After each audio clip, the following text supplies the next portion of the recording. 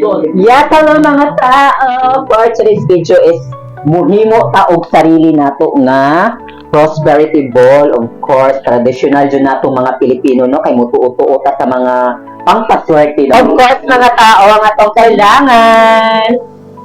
Come on! Naatay mga 7 nga paper bills. Of course, mo na ginaingon nila. So, ako siyang gikuan, gitana na nga paper bills, no? Dili na ako gina isa-isa. And then, ako tay highest paper bills nga ginabutang nato sa ato ang ampaw, the oranges, orange lang dahil kay isa lang.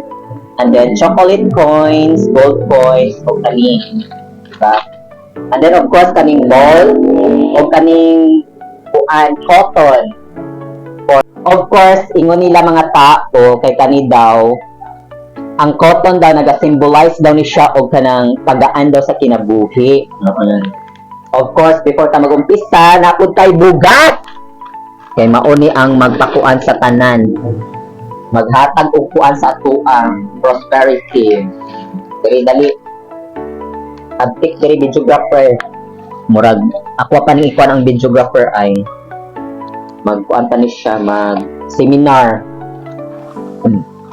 Ana, bugas. So, puno nato ni siya mga taong, diba? Kay ang bugas mo gini naga-symbolize sa tibuok kuan tuig nga para di ta mahutdan daw og bugas. Dili magtinga, so mao nang ginatawag nga natay prosperity ball para prosperous ang atong tibuok tuig.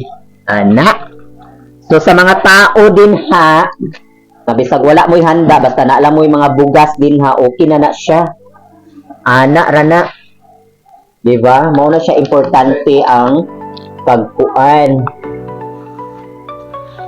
pag-celebrate sa New Year, diba? So ana siya mga tao.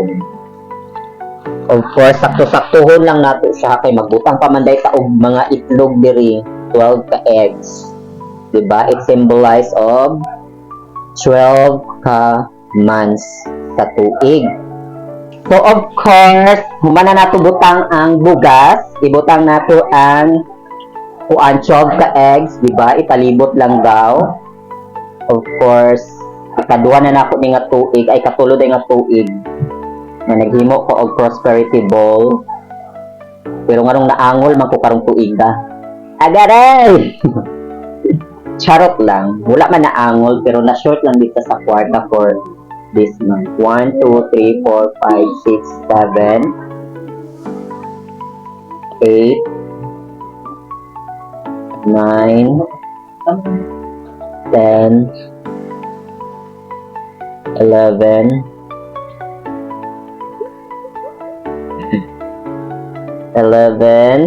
12. So, nabakakuan pa siya. Correct. Next step, videographer. Of course, ang ato ang 12 ka chocolate gold coins. Ang ato ang 12 ka chocolate gold coins. Diri lang daw na sa kilid daw sa mga kuan ibutang.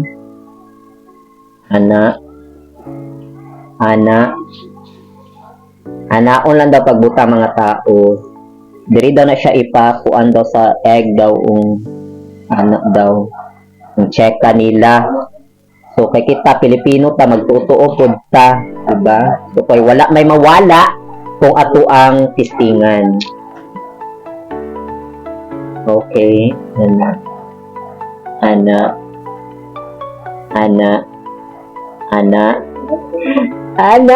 di ko garay. And then, ato ang next nga himuon kay ang paper bills na ipalibot lang nato ni siya mga tao. 7 lang daw dapat ang ibutang nga paper bills that it symbolize sa 7 ka adlaw sa taga-semana sa mga tuig. Diba? Una na siya, basta mauna na siya 7. 7 lang. 7 lang ha, ayaw kasubra. 7 lang jud ang ibutang. So, of course,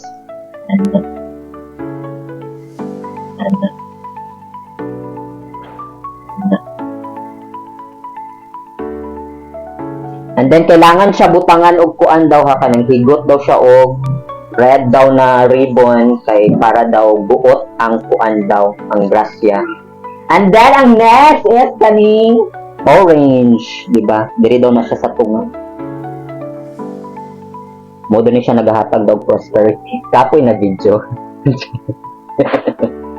Of course, ang next nato is ang laurel leaf. Wait lang. Kaning laurel leaf, of course, mamili ta og mga gwapa-gwapan. 12 ko daw ni siya kabuo. Diri lang daw na siya sa gawas kay mao daw na siya protection daw nga para dili mo gawas ang grasya.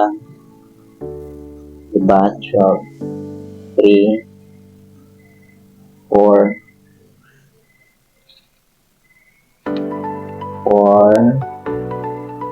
5,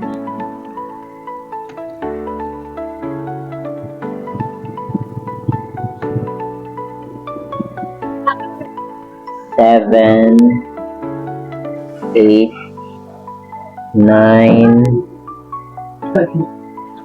10, 11, 12, o diba? And then, ang the last step nato mga tao is ibutang nato itong pinaka-highest daw nga paper bills. Ang ginaon nila, nga ibutang sa ampaw. Of course, isa ni kay Mother ha.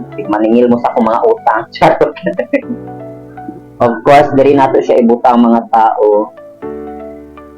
Ana.